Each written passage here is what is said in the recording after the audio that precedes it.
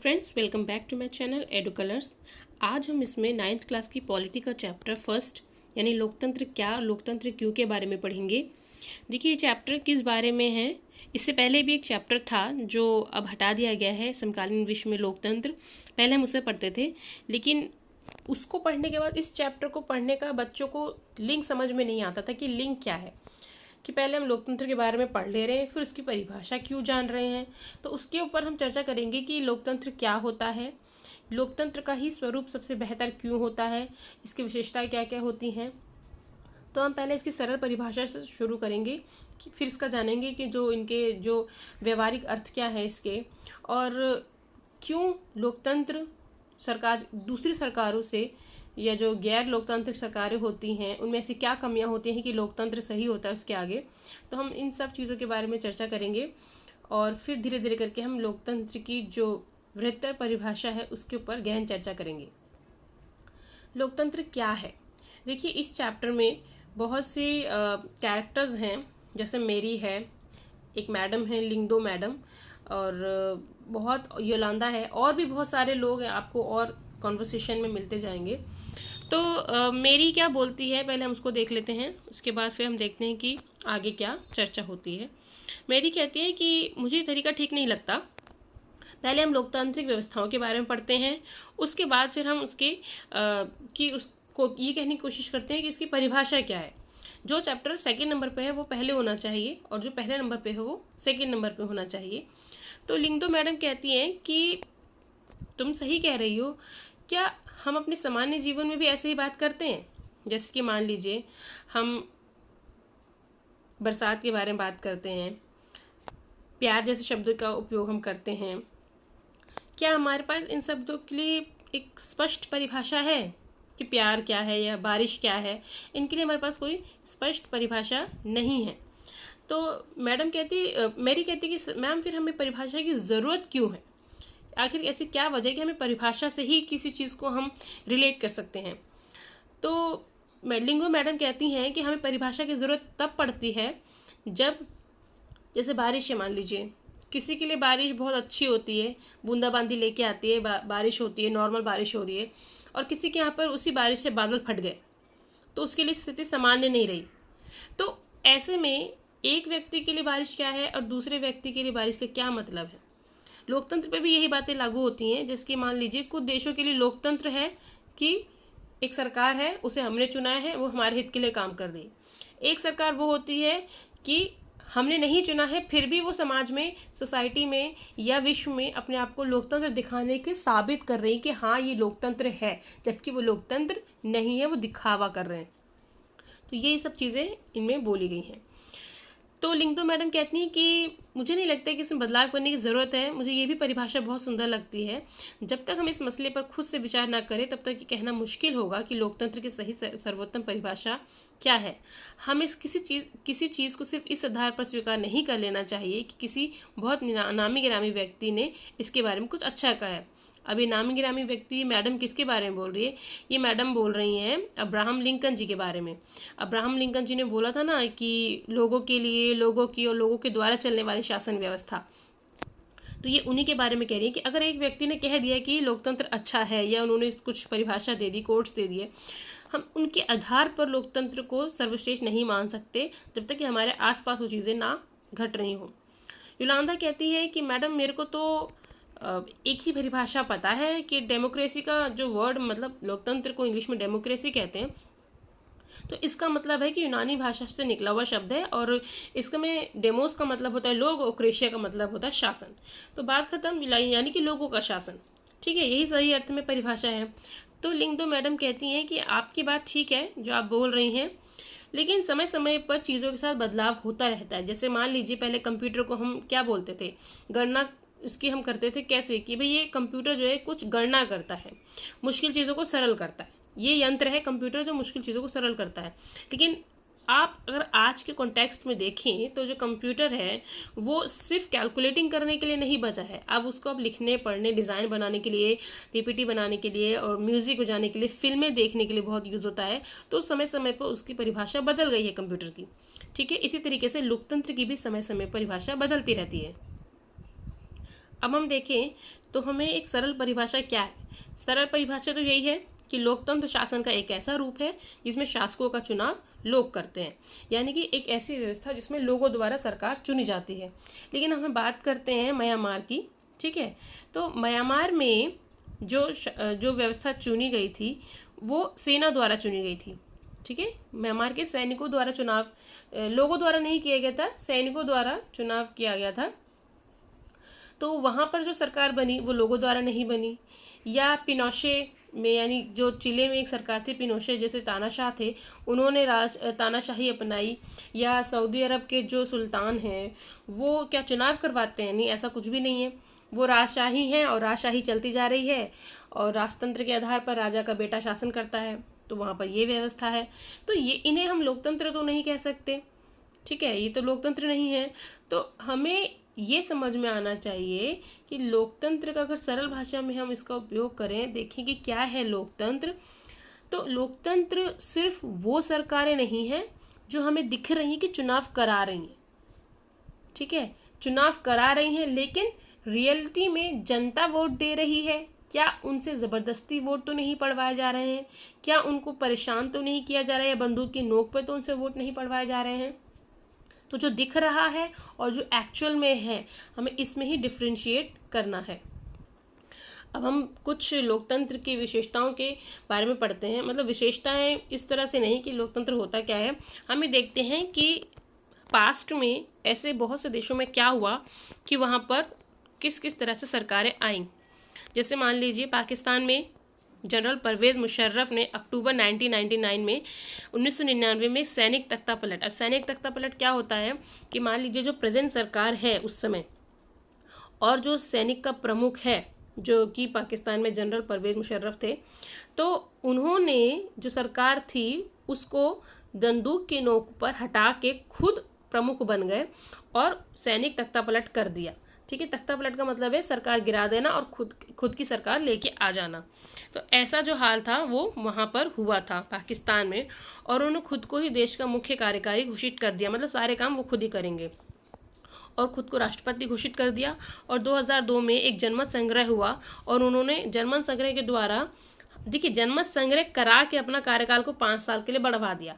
अब जो व्यक्ति ज़बरदस्ती आया है, क्या 2002 में जनमत संग्रह द्वारा जनता उसको चुनेगी कि हाँ भाई इस व्यक्ति को हम 5 साल के लिए और आगे बढ़ा रहे हैं? नहीं, ये काम उन्होंने खुद किया और ये काम दिखाया जा रहा है कि लोकतंत्र है, जनता द्वारा किया गया, लेकिन रियलिटी में लोकतंत्र नहीं है, जनता ने नहीं किया, उन्होंने खुद में गड़बड़ी करके अपने कार्यकाल को आगे बढ़ा लिया। फिर बाद में क्या होता है, अगस्त 2002 में उन्होंने लीगल फ्रेमवर्क ऑर्डर के जरिए पाकिस्तान के संविधान को भी बदल डाला। देखिए संविधान कितना इम्पोर्टेंट दस्तावेज होता है, उसको तक इन्होंने बदल डाला कि उसमें इन्होंने चेंजेस कर दिए, अपने हिसाब से मॉडिफाई कर दिया, चेंज कर दिया कि आगे चल के इनको शासन संभालने में किसी तरह की दिक्कत परेशानी ना हो। जब ये कानून पास हो जाए तो जो भी प्रांतीय असेंबली थी या जो राष्ट्रीय असेंबली थी उनके चुनाव कराए गए। इस प्रकार पाकिस्तान में चुनाव भी हुए, चुने हुए प्रतिनिधियों को कुछ अधिकार भी मिले, लेकिन सर्वोच्च सत्ता किसके हाथ में थी? जनरल परवेज मुशर्रफ के ही हाथ में थी। दिखा रहे हैं कि हम चुनाव करा रहे हैं, लोगों को हम चुन के ला रहे हैं, लेकिन सारी शक्ति तुमने अपने हाथ में रख ली और कोई जिसको चुन के लेके आ रहे हैं उनकी बात आप नहीं मानोगे, तो वो जनता का प्रतिनिधित्व किस तरीके से कर रहे हैं? हो ही नहीं रहा है। जब आप अपनी मनमानी कर रहे हो तो एक तरह की वो तानाशाही हो गई। तो यही चीज़ जो है पाकिस्तान में हो रही थी। अब हम बात करते हैं कि फाइनली लोकतंत्र में अंतिम निर्णय की शक्ति लोगों द्वारा चुने हुए प्रतिनिधियों के पास ही होनी चाहिए, यानी कि उस व्यक्ति के पास नहीं जो सरकार चला रहा है। आखिर में सरकार जो चलाने वाला है अगर वो लोगों द्वारा चुना गया है तो वो सरकार चला सकता है, लेकिन लोकतंत्र में अंतिम निर्णय लेने की शक्ति उन्हीं के पास होनी चाहिए जो लोगों के द्वारा चुन के आ रहे हैं, ना कि एक तानाशाह जो कि दिखावा कर रहा है कि मैं लोगों द्वारा चुन के आया हूँ, जबकि असल में वजह कुछ और ही होती है। अब हम अपने एक और पड़ोसी देश चीन का एग्जाम्पल लेते हैं। वहाँ की जो संसद है उसको क्वांगो रेमिन दाइवियाओ दाहुई यानी राष्ट्रीय जनसंसद कहते हैं। तो चीन की संसद में क्या होता है कि हर 5 साल बाद इलेक्शन होते हैं। लेकिन अगर वहाँ पर जो मतलब मेन तो वहाँ राष्ट्रपति होते हैं, तो जैसे मान लीजिए अगर वहाँ पे सरकार के अलावा किसी को इलेक्शन में खड़ा होना है किसी पार्टी को, तो उस पार्टी को पहले जो वहाँ की चीनी कम्युनिस्ट पार्टी है उससे मंजूरी लेनी पड़ेगी। मतलब ये कैसा इलेक्शन हुआ कि एक पार्टी को दूसरी पार्टी से पहले रजामंदी लेनी पड़ेगी कि हाँ हम इलेक्शन में खड़े हो सकते हैं कि नहीं। ठीक है, 2002 से 2003 में हुए चुनावों में सिर्फ कम्युनिस्ट पार्टी और उससे संबंध कुछ छोटी पार्टियों के सदस्यों को ही चुनाव लड़ने की अनुमति मिली। सरकार हमेशा वहाँ पे कम्युनिस्ट पार्टी की ही बनती है। तो अब मुझे बताइए, यहाँ पर जब एक ही सरकार बन रही है, एक ही पार्टी की सरकार बन रही है, तो यहाँ पर सामने ऑपोजिशन में तो कोई होगा भी नहीं। जब ऑपोजिशन में कोई नहीं होगा तो सरकार की आलोचनाएं भी कोई नहीं करेगा, ना उनकी आलोचनाएं करेगा, ना उनके कार्यक्रमों को की नापतोल करेगा कि भाई कैसे क्या हुआ कैसे नहीं, ये चीज़ें नहीं होनी चाहिए, ये सब चीज़ें तो कोई बताएगा ही नहीं। तो जब ये चीज़ नहीं होती है, जब सामने विपक्षी दल नहीं होता है, तो जो सत्ताधारी सरकार होती है उसको मजबूत वो हो जाती है और वो मनमानी भी करने लगती है कभी कभी। एक और एग्जाम्पल लेते हैं, मैक्सिको में हुए 1930 से बाद जब आज़ाद हुआ मैक्सिको, तो वहाँ पर इलेक्शन होते थे। तो वहाँ पर हर 6 वर्ष बाद राष्ट्रपति चुनने के लिए चुनाव कराए जाते हैं। तो वहाँ पे कभी तानाशाही नहीं आई, ना ही कोई फौजी शासन आया जैसे पाकिस्तान में आया। लेकिन वहाँ पर 2000 तक हर चुनाव में जो PRI इंस्टीट्यूशनल रेवोल्यूशनरी पार्टी की नाम की एक सरकार थी, वही बार बार जीत हासिल करती थी, हर बार वही जीत हासिल करती थी। चुनाव होते थे, इलेक्शन होते थे, उसमें अपोजिट जो दल होता था वो भी चुनाव लड़ता था लेकिन हार जाता था। तो हर बार जो है जो चुनाव होते थे, हर बार जो है ये PRI ही जीत जाती थी। तो क्यों जीत जाती थी? क्योंकि ये चुनाव में अलग अलग तरह के हथकंडे अपनाती थी। ये काफ़ी कुख्यात थी, यानी बदनाम पार्टी थी एक, और इंटरफेयर करती थी सरकारी कामों में। और सरकारी जो स्कूल होते थे वहाँ पर अध्यापकों को बोला जाता था कि अपने छात्राओं को बोलें और कि वो अपने माँ बाप से बोलें कि PRI को ही वोट दिया जाए। और मीडिया में हर तरफ से जो विपक्षी दल उनके अगेंस्ट खड़ा होता था उनकी बुराइयाँ की जाती थी, ताकि लोगों को लगे कि PRI सबसे अच्छी पार्टी है। तो इस वजह से ये सारे हथकंडे अपनाकर हर बार जो है PRI जो है सन 2000 तक हमेशा PRI ही जीतती थी। तो अब मैं आपसे पूछती हूँ कि ये किस तरह की लोकतंत्र की सरकार है कि यहाँ पर तो दिख रहा है दूसरे देशों को विश्व में दिखा रहे हैं कि हमारे यहाँ इलेक्शन हो रहे हैं, हमारे यहाँ सरकार बन रही है, प्रॉपर तरीके से डेमोक्रेसी है। लेकिन अगर हम अंदरूनी चर्चा करें तो कहीं से भी ये डेमोक्रेसी नहीं है कि अगर आप एक कुख्यात पार्टी हैं और आप ज़बरदस्ती अपने गलत काम करके अगर आप पार्टी में आ रहे, सरकार में आ रहे हैं, जीत हासिल कर रहे हैं, तो ये डेमोक्रेसी सिर्फ नाम की डेमोक्रेसी है। जैसे कि हम सब जानते हैं, जब इलेक्शन होते हैं तो एक व्यक्ति एक मोल होता है, या जहाँ पर सही डेमोक्रेसी है वहाँ पर एक व्यक्ति का एक ही वोट होता। हम सब जानते हैं, हम सब वोट देने जाते हैं तो हम एक व्यक्ति एक ही वोट देता है, चाहे वो किसी भी पार्टी को दे। तो इस तरीके से बहुत से देशों में ऐसा होता है क्या? अब जैसे मान लीजिए पुरुष को वोट देने का अधिकार है लेकिन महिला को वोट देने का अधिकार नहीं है, तो ये भी डेमोक्रेसी किस तरह की डेमोक्रेसी है? 2015 तक सऊदी अरब में औरतों को वोट देने का अधिकार नहीं था। उससे पहले कई सालों तक वहाँ पर औरतों को गाड़ी चलाने का भी अधिकार नहीं था।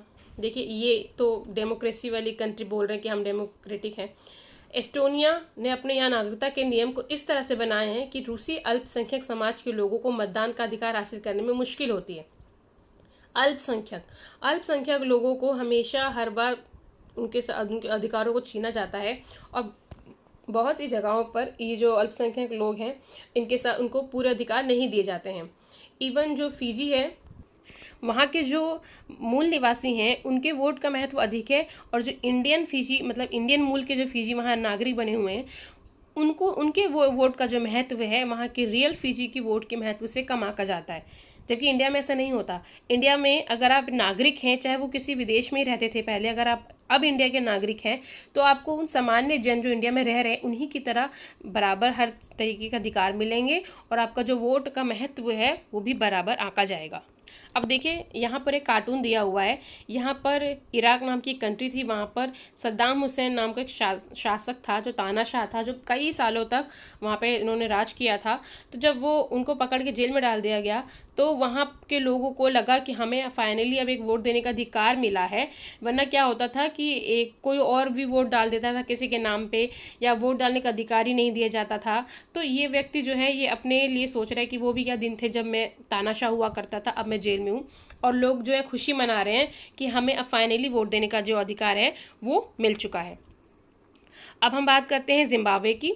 जिम्बाब्वे जो है 1980 में एक अल्पसंख्यक गोरों के शासन से उसको मुक्ति मिली। तो वहाँ पर एक पार्टी आई जिसका नाम था जानू। इसका फुल फॉर्म मैं आपको बताती हूँ। जानू ZANU, यानी कि जिम्बाब्वे अफ्रीकन नेशनल यूनियन, ये इस पार्टी का नाम है। और इस पार्टी के जो मुखिया थे वो थे रॉबर्ट मुगाबे। तो इन्होंने क्या किया, 1980 में ये वहाँ पर प्रधानमंत्री बने और 1987 तक ये वहाँ के प्रधानमंत्री रहे। उसके बाद 1987 में जब दोबारा इलेक्शन हुए तो वहाँ पर इन्होंने राष्ट्रपति बन गए वहाँ पे ये। और 1987 से 2017 यानी कि 30 साल, ठीक है, 30 साल ये वहाँ के राष्ट्रपति रहे। अब ये देखिए, ये भी एक तरह की तानाशाही है। क्या है इसके बारे में हम अभी पढ़ेंगे डिटेल में। वहाँ पर बहुत लोकप्रिय नेता थे, लेकिन चुनाव में गलत तरीके अपना के अगर कोई सत्ता में आ रहा है तो वो एक आदर्श डेमोक्रेसी नहीं है। तो जो रॉबर्ट मुगाबे थे वहाँ पर काफ़ी लोकप्रिय थे और उन्होंने संविधान में बदलाव भी किए। अपने राष्ट्रपति के अधिकारों में, यानी जो राष्ट्रपति थे अपने अधिकारों में उन्होंने वृद्धि की। और जो उनके सामने सत्ता मतलब जवाबदेही देने के लिए उन्होंने विपक्षी दल को बिल्कुल कमज़ोर कर दिया।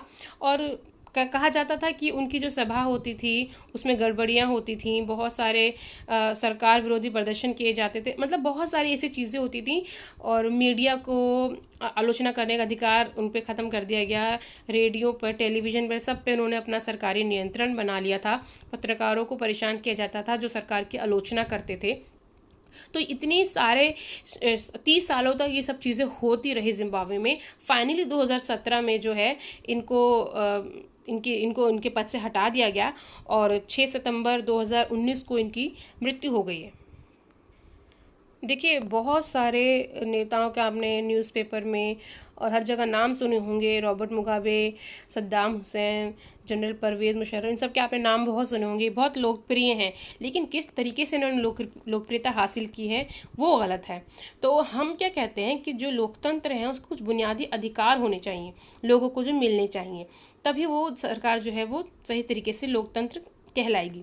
जैसे कि लोगों को सोचने की आज़ादी होनी चाहिए, अपनी राय बनाने की, सार्वजनिक रूप से अपने विचार व्यक्त करने की, संगठन बनाने की, विरोध करने की, किसी मुद्दे को रखने की, अपने राजनीतिक गतिविधियों में स्वतंत्रता उनकी होनी चाहिए, स्वतंत्रता मिलनी चाहिए, समानता मिलनी चाहिए, लोगों को एक वोट एक मोल का अधिकार मिलना चाहिए।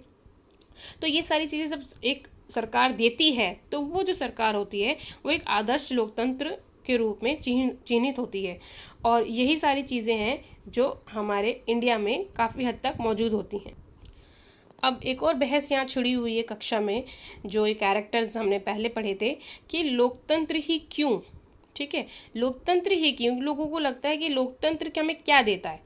तो यलांदा जो है वो कह रही है कि हम लोकतांत्रिक देश में रहते हैं, दुनिया भर में सभी जगह लोकतंत्र चाहते हैं। जिन देशों में पहले लोकतांत्रिक शासन प्रणाली नहीं थी वहाँ भी अब इसे लोग अपनाना चाहते हैं। तो कहीं ना कहीं योलांदा जो है इसके फेवर में है कि हमें इसमें बहस करने की ज़रूरत ही नहीं है कि लोकतंत्र ही क्यों, लोकतंत्र जैसी व्यवस्था होनी चाहिए या नहीं होनी चाहिए, तो इसमें तो कोई दो राय होनी ही नहीं चाहिए। तो तांगकिनी बोलती है कि लिंगदो मैडम, हमें इस पे बहस करने की इसलिए ज़रूरत है कि सिर्फ कुछ लोगों ने मान लिया है कि लोकतंत्र बेहतर है, इसलिए हम भी मान लें कि लोकतंत्र बेहतर है। ऐसा नहीं हो सकता। अगर बाकी लोग गलत रास्ते पर जा रहे हैं तो हम उनको सही नहीं ठहरा सकते।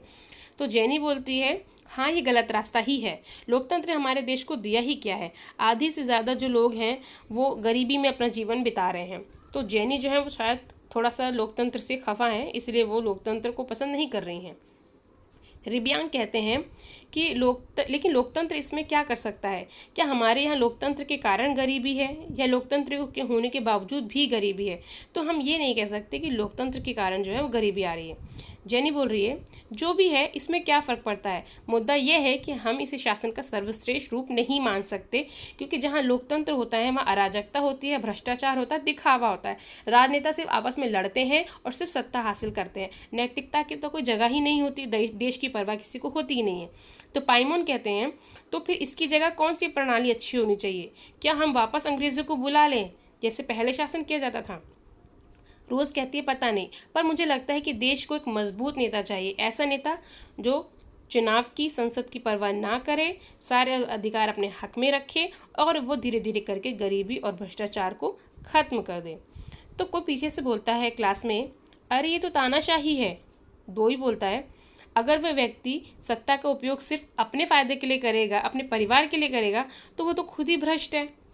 तो रोज़ कह रही है, नहीं, मैं एक अच्छे, ईमानदार और सच्चे आदमी की बात कर रही हूँ जो एक तरीके से सारे अधिकार अपने हाथ में रखे। तो दो ही कहती है, ये तो तुम तानाशाही के फेवर में बात कर रही हो, कि वास्तविक लोकतंत्र की जगह तुम उसकी तुलना आदर्श तानाशाही से कर रही हो। तो आदर्श तानाशाही क्या हो गई कि एक व्यक्ति के पास अधिकार है और वो अच्छे काम कर रहा है।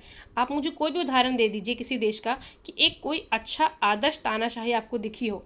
अगर तानाशाही है तो वो सिर्फ अपने परिवार की बात करेगा, अपने हक की बात करेगा और संविधान में बदलाव करेगा, और सामने जो विपक्षी दल है उसको उसके बारे में भी नहीं सोचेगा, उसको किसी तरह की जवाबदेही भी नहीं करेगा।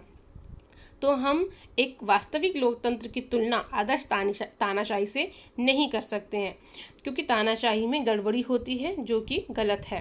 तो मैडम लिंगडो बोलती हैं कि आप लोग बहुत अच्छी चर्चा कर रहे हैं, अगर मैं आपको डिस्टर्ब करूं तो आपकी चर्चा खराब हो सकती है, लेकिन अगर आपको बोलने का ही मौका ना दिया जाए तो मेरी यही बात है बच्चों कि अगर मैं आपको बोलने का मौका दे रही हूँ या कोई भी देश अपने नागरिकों को बोलने का मौका दे रहा है, इसका मतलब है कि वो लोकतंत्र के पक्ष में है और वो अच्छा लोकतंत्र है।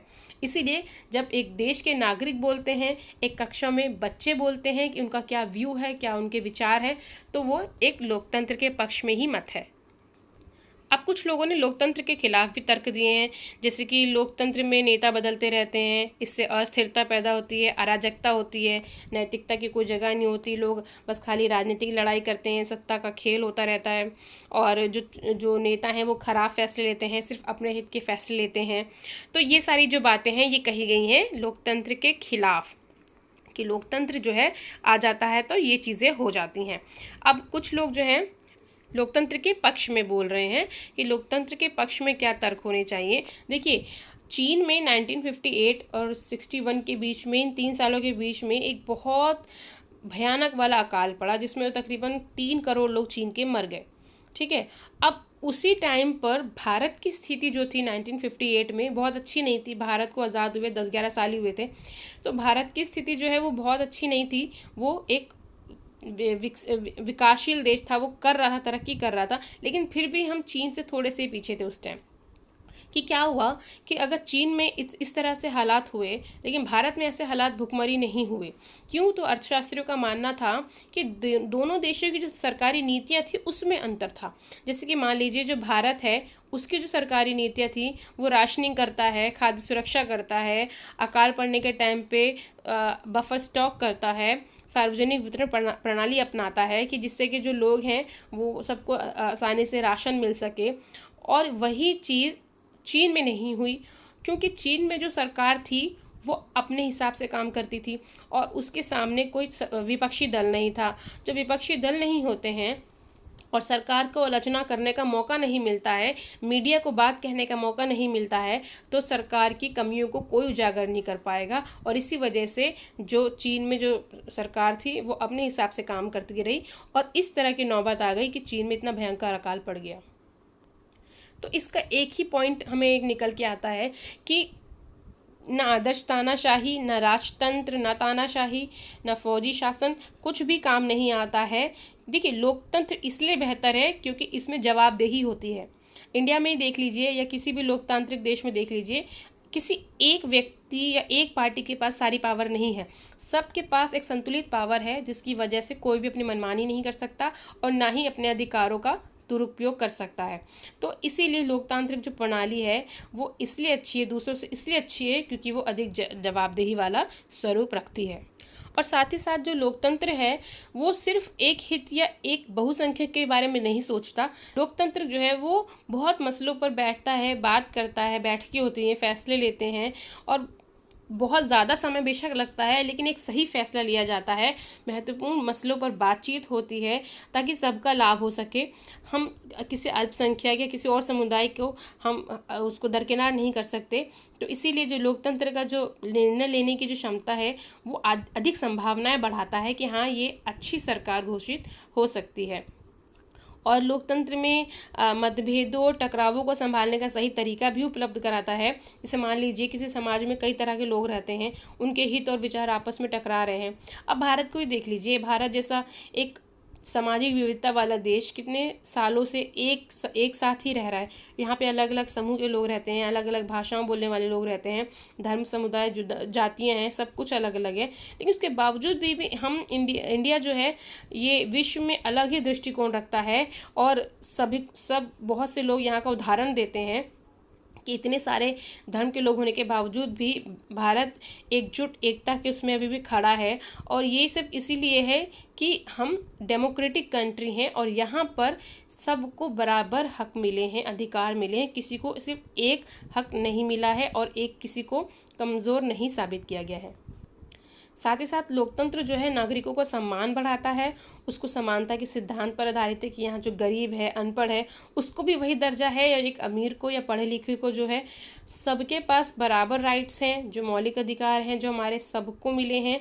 तो ऐसा कुछ नहीं है कि अमीर है, गरीब है या अलग जाति का है तो उसको अलग तरह के वोट्स हैं, या महिला है, पुरुष है तो उसको वोट देने का अधिकार नहीं दिया जाएगा, महिला को नहीं दिया जाएगा। ऐसा कुछ भी नहीं यहाँ पे। तो जो लोकतांत्रिक व्यवस्था है वो दूसरों से बेहतर है क्योंकि इसमें हमें अपनी गलती ठीक करने का भी अवसर मिलता है। मान लीजिए हमने कोई सरकार चुनी और वो हमारी उम्मीदों पर खरी नहीं उतरी, तो अगले 5 सालों में या बीच में भी तो उसकी जो सरकार है वो हम हटा सकते हैं और अगली बार कुछ ऐसी सरकार, अच्छी सरकार ला सकते हैं जो हमारे समस्याओं को समझे और लोगों के हित के बारे में बात करे। अब मुझे आप ये बताइए, जैसे आपका परिवार है, क्या आपका परिवार लोकतांत्रिक है? जैसे आपके घर में कोई फैसला लिया जाता है तो आपके पिताजी लेते हैं, माताजी लेती हैं, तो क्या आपके फैसलों को भी उतना ही महत्व दिया जाता है जितना कि उनके फैसले को? या मान लीजिए आप कक्षा में हैं और शिक्षक जो है वो कक्षा में छात्रों को बोलने या सवाल पूछने की इजाज़त ही नहीं दे रहा है, तो आपको क्या लगता है कि ऐसी टीचर क्या लोकतांत्रिक है? तो आप बताइए, क्या वो लोकतांत्रिक मानसिकता रखती है? या एक ऐसा नेता या उसके परिवार के लोग इस पार्टी के सारे फैसले खुद ही लेते हैं, तो क्या वह लोकतंत्र की बात करेंगे? तो आप ये बताइए कि आपके हिसाब से आदर्श लोकतंत्र क्या है और आपकी समझ क्या बनी इस चैप्टर को पढ़ने के बाद कि एक लोकतंत्र व्यवस्था क्यों ज़रूरी है एक व्यक्ति के लिए? क्या उसको मान सम्मान दिलाता है? क्या उसके सारे अधिकारों को लोकतंत्र दिलाता है? क्या वोट के समान अधिकार या उसकी बुनियादी शिक्षा या बुनियादी संसाधन, ये सारी चीज़ें क्या लोकतंत्र दिलाता है? तो आप मुझे बताइए कि आपके मत के हिसाब से कि आप क्या सोचते हैं कि एक लोकतंत्र कैसी व्यवस्था है। तो ये मेरा चैप्टर यहाँ कंप्लीट होता है। तो अगर आपको मेरा चैप्टर अच्छा लगा हो या कुछ भी पूछना हो तो आप मुझे कमेंट सेक्शन में बता सकते हैं और पूछ सकते हैं। और इसलिए अगर आपको मेरा वीडियो अच्छा लगता है तो please like, share and comment. New viewers मेरे चैनल को सब्सक्राइब ज़रूर करें, साथ में लगे बेल आइकन को भी प्रेस कर दें। Thank you so much.